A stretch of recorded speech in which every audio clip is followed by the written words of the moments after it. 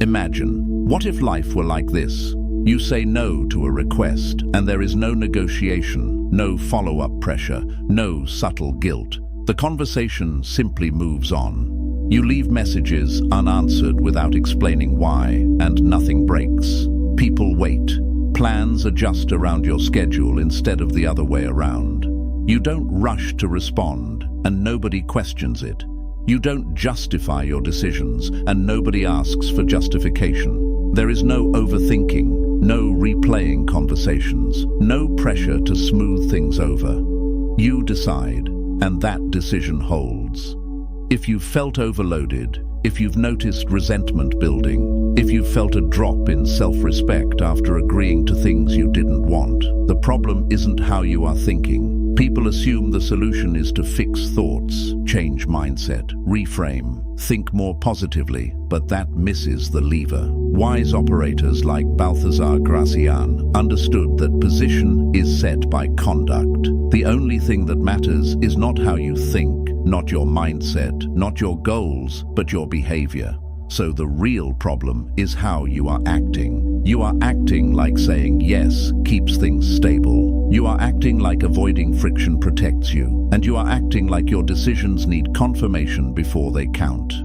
How you think, your mindset, your goals are not the lever. It's your behavior, your actions, because behavior is the only thing you can change. Thoughts come and go, they circulate and they ruminate within. But they are not your identity, neither the good ones nor the bad ones. You can observe them without obeying them. That separation is critical. Sometimes you want certain thoughts to disappear, and sometimes you don't even realize you've attached to thoughts you label as moral, when in reality they are unnecessary guilt. Those patterns drive unstable behavior that others and your own subconscious read as weak. Willpower is the ability to act independently of those thoughts, and the more you train it, the more control you have over your real identity, your actions. You don't lack confidence, you lack structure in your behavior. Balthazar Gracian was a 17th century Spanish Jesuit writer and strategist of human behavior, writing for a world where reputation, restraint, and perception determined survival. The dynamics he described are unchanged. What you tolerate becomes your position. What you repeat becomes your identity. You accept requests you don't want, extra work, unwanted plans, conversations that drain time.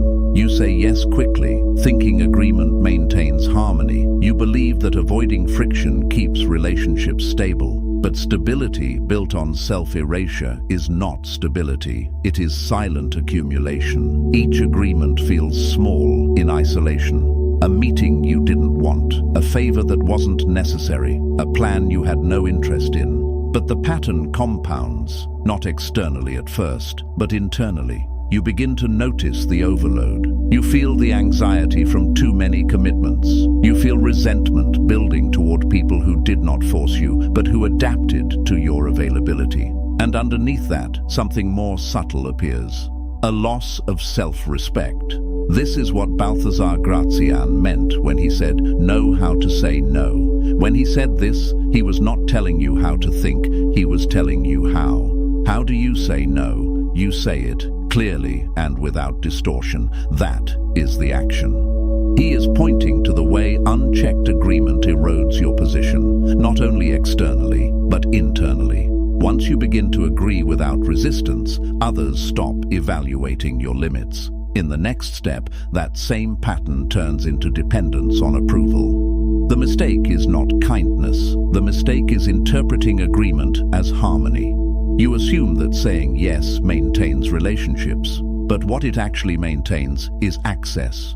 And access, when unrestricted, removes the need for consideration. You also avoid conflict, not because conflict is dangerous, but because you associate it with rejection. So you eliminate conflict entirely. You smooth everything over. You adjust your preferences to match others.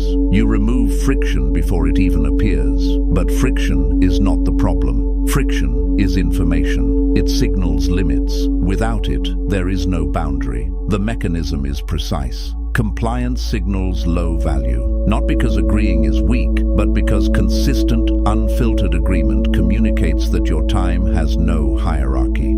Over-availability invites exploitation, not intentional, but structural. People optimize for ease. If you are always easy to access, you become the default option, and default options are not protected or respected. Once you start behaving with selective refusal, the structure changes immediately, not emotionally, structurally. When you delay agreement instead of responding instantly, you introduce uncertainty. When you question requests, you introduce evaluation. When you refuse without explanation, you introduce a limit that cannot be negotiated. You say, "I'll check and get back to you," instead of yes. You ask, "What's the priority here?" instead of accepting. You say, "I'm not available for that," and you stop there. No explanation, no justification, no apology framed as weakness, no apologies, no emojis. At first, this feels unnatural, not because it is wrong, but because it interrupts a pattern you have reinforced repeatedly. You expect resistance. You expect pushback, but in most cases there is none, because people are not reacting to your words, they are reacting to your consistency. Once you begin to repeat this behavior, the pattern shifts. People stop assuming availability. They begin to filter what they ask of you. They begin to consider timing, relevance, and importance before making requests. But in order to change this behavior, you have to preempt it.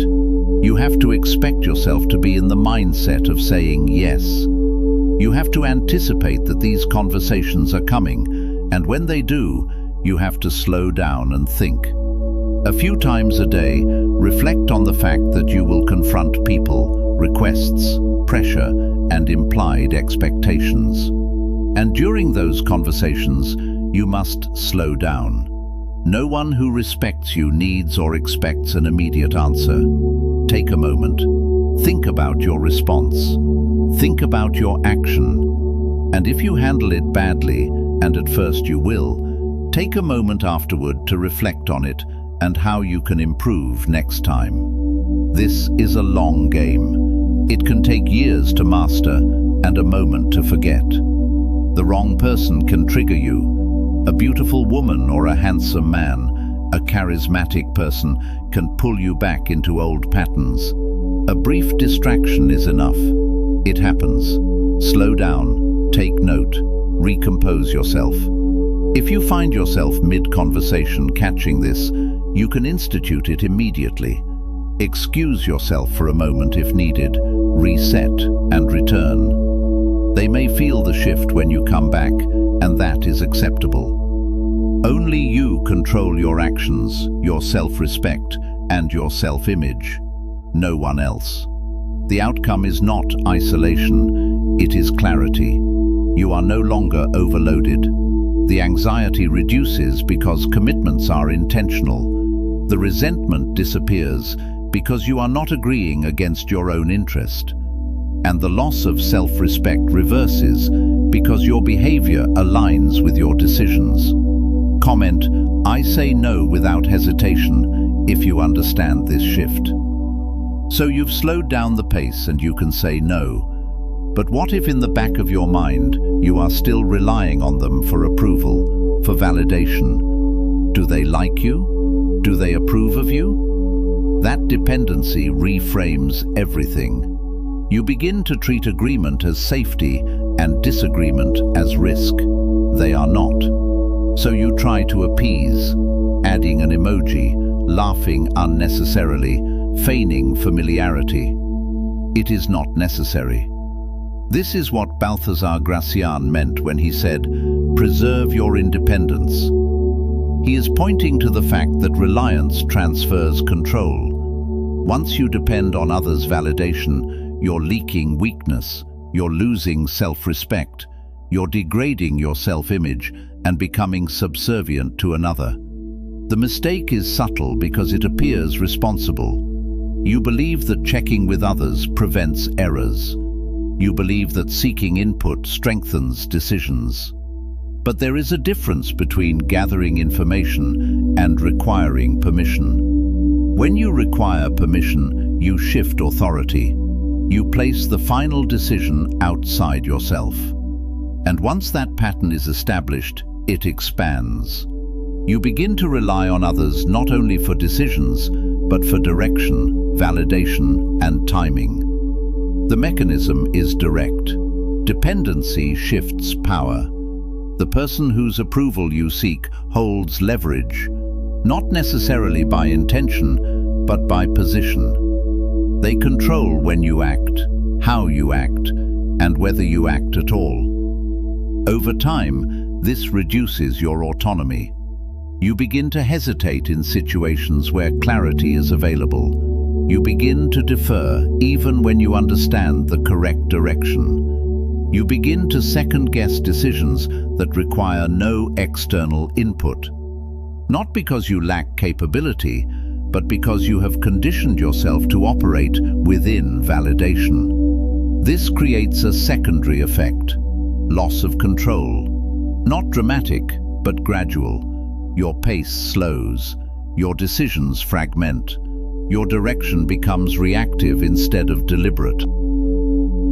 To correct this, shift to actions that remove the need for validation. State decisions instead of asking for them. Replace "what do you think" with "this is what I'm doing." Set a rule that no decision under your control requires external approval. If input is needed, request specific data, not permission. Limit how often you consult others and define in advance which decisions are yours alone.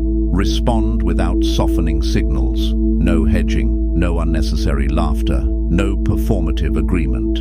Act, observe outcomes, and adjust based on results, not reactions.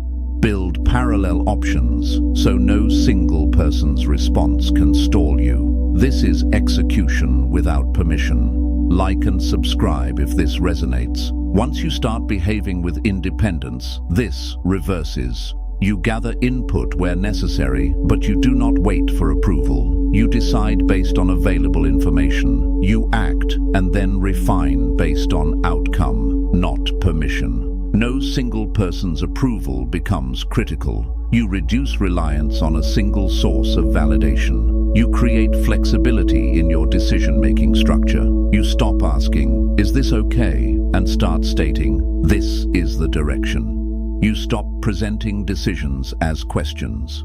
You present them as positions. At first, this creates tension, not externally, but internally. You are used to confirming before acting.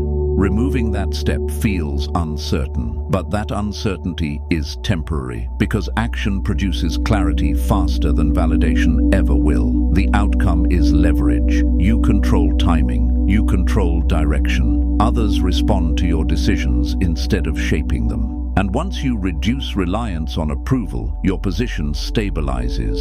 You are no longer waiting, you are operating. So you've corrected automatic agreement and reduced reliance on approval. Now a third weakness appears that degrades your leverage: uncontrolled access. Even with clear decisions, if your availability is constant, your position erodes. You are always reachable, always responding, always present. Messages answered immediately. Calls taken without filtering. No separation between your time and others' demands. You believe presence signals strength. That being available shows reliability. This is what Balthazar Gracian meant when he said, "Keep your distance when needed." He is pointing to the role of absence in maintaining position. Constant presence removes distinction. In the next step, access becomes expectation. The mistake is equating availability with value. You assume that being present increases importance. But importance is not built on constant access. It is built on controlled access. When you are always reachable, your attention becomes ordinary. It is expected, not earned.